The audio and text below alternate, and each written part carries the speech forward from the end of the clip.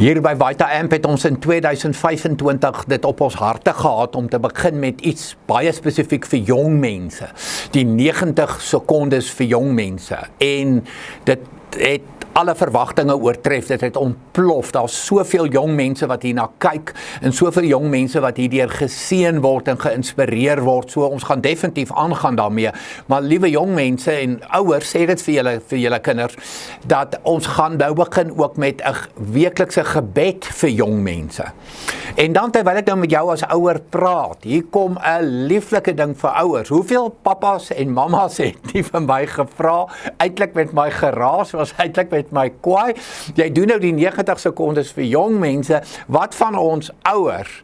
So ouers, hier kom dit, goeie nuus, daar kom 'n 90 sekondes vir papas en mamas, daar kom 'n 90 sekondes vir ouers, en dit gaan weekliks gebeur, 52 weke van die jaar, soos daar 'n 90 sekondes vir jong mense is, 'n 90 sekondes vir ouers, en dan kom die gebed vir jong mense en die gebed vir ouers is al reeds aan die gang. So sien uit na wat voor lê en om die pad saam met ons te stap by Vita Amp.